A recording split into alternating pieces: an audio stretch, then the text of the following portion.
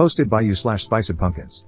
I've got a pretty large property and don't mind the neighbor's cat hanging out, chasing mice and other things, but it's constantly walking right up to me and bringing me dead things when I'm outside. I don't feed the cat and barely pay any attention to it, except when it rubs up against me and purrs. I'll give it a quick pat and move on to whatever I was doing, gardening, etc. Otherwise, I basically ignore it. Anyway, the frequency of dead things plopped at my feet has gotten to almost every day. I don't want to be mean and scare it or anything. It's welcome to relax or prowl the yard, but it's a real long walk from one end of the yard to my trash cans to dispose of the things it brings, and it's getting old really fast. Update 1 day later. In a nutshell, the neighbor's cat keeps bringing me dead things almost daily. I don't hate cats, but cats are just not my jam. Sorry sub, no offense. If cats are around, cool, no big deal. I'm an animal lover. I have no issues with the cat itself. It's welcome in my yard to do as it pleases, and I practically ignore it unless it goes out of its way to come up to me.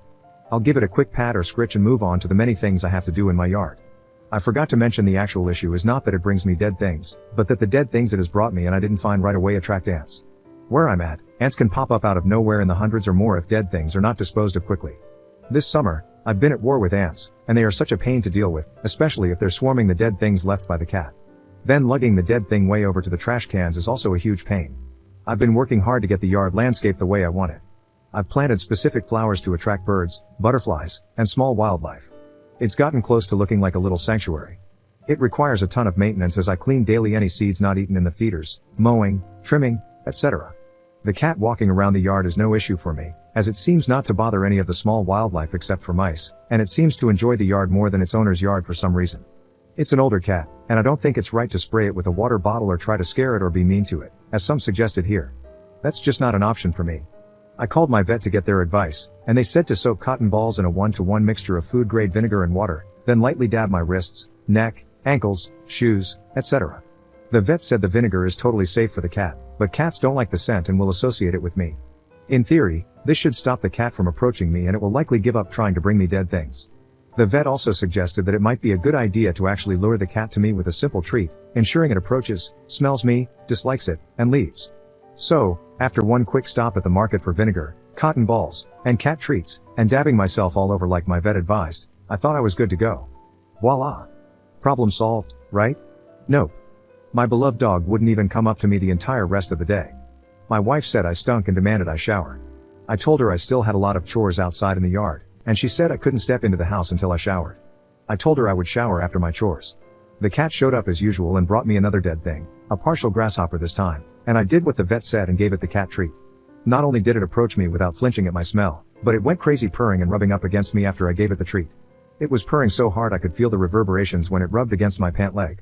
Unusually, the damn cat followed me around most of the day and kept interfering with what I was doing, pruning, sweeping, etc.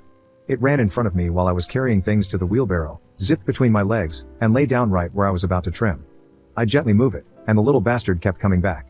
I made sure to hold out my wrists for it to smell, and that did absolutely nothing. The cat didn't even care or seem to notice the vinegar smell. I did a lot of work in the yard but still had more to do, so I was going to take a quick nap on the couch and then get back to the yard, but my wife wouldn't have any of it and kicked me out. She told me to go nap near the pool in the nice shaded area I had set up with lawn furniture and a hammock. I didn't want to argue with the boss, so I went to the hammock. I took a nice nap, only to wake up to find the freaking cat sleeping on my chest, purring, with its butt right in my face. I gently put it down on the ground so I could get back to my yard work, and right there under the hammock was another dead thing the cat had left for me, covered in hundreds of ants. FML. I give up. Second update 10 days later. First of all, I'd like to thank everyone who gave sincere, well-meaning advice here. When I say I'm not a cat person, I really mean it. I don't dislike cats, but I've always grown up with dogs, and other than bumping into the occasional cat in passing, I have almost no knowledge beyond what the average person might know. There seemed to be some conflicting advice in the thread. Ignore the cat, pick up the cat constantly, feed the cat, don't feed the cat, try citrus instead of vinegar, no, try peppermint instead of citrus, eat in front of the cat, etc. To answer a couple of questions from the thread. Some asked if the cat belonged to the previous owner of the house and has just hung around. Nope. I've owned the property for over 20 years. I had the former dilapidated house demolished, and over the decades, I slowly added the main house, 2 small guest houses, the pool house, etc. The cat literally showed up on the day the new neighbor down the hill moved in with their stuff. I simply connected the dots. As for whether there are any poisonous plants in my landscape yard, to my knowledge, no. I have a dog I would take a bullet for, and when I hired the landscape architect and arborist, I specifically requested that nothing be planted that could harm my dog or any of the local wildlife. At the same time, I wanted to attract butterflies, hummingbirds, etc. For this same reason, despite it being a really easy solution to my ginormous ant problem, I refuse to use chemicals or pesticides in the yard. Trial and error advice from the thread that worked or didn't work. Citrus and peppermint. First of all, I wasn't going to make the same mistake of putting on a scent that would upset my dog. The day I tried the vinegar, my dog avoided me all day and would only begrudgingly come to me when I insisted. The only citrus I had around was a strong citrus scent from one of my wife's fancy soaps. I tried it around the cat. Nothing. It didn't deter the cat at all. I didn't try peppermint because I don't like the smell of peppermint myself. Ignore the cat completely. Impossible. The damn cat refuses to be ignored. The more I ignored it, the more it would walk in my path, lie down exactly where I was working, and follow me constantly. Eat in front of the cat, but under no circumstance do I feed the cat. Didn't work.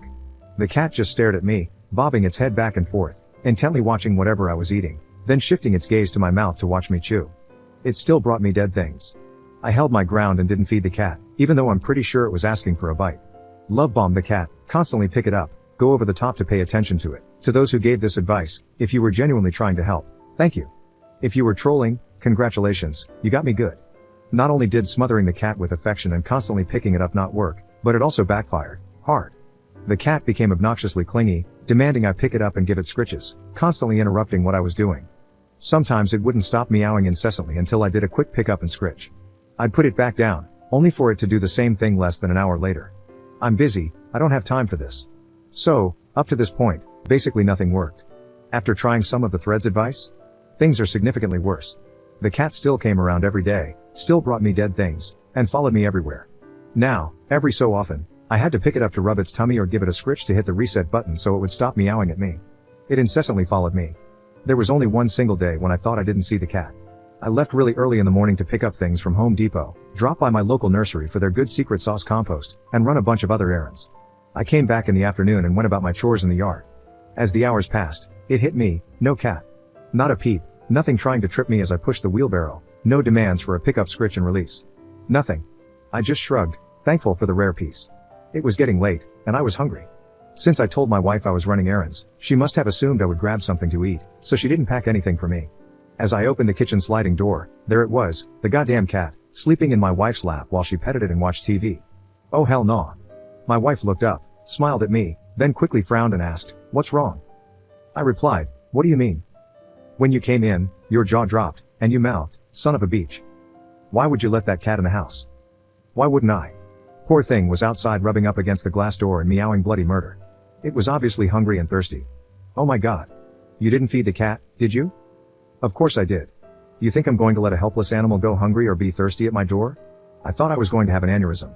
All I could think about was that scene from Gremlins, where you're firmly warned never to feed the thing after midnight or else you're screwed. Now my wife's done it, she fed the damn cat. I'm screwed. This is the little bastard that's been giving me headaches with ants for weeks by bringing me dead things. What are you talking about? It just showed up today. Holy crap. I suddenly realized that, all this time, I don't think I ever directly mentioned the cat to my wife.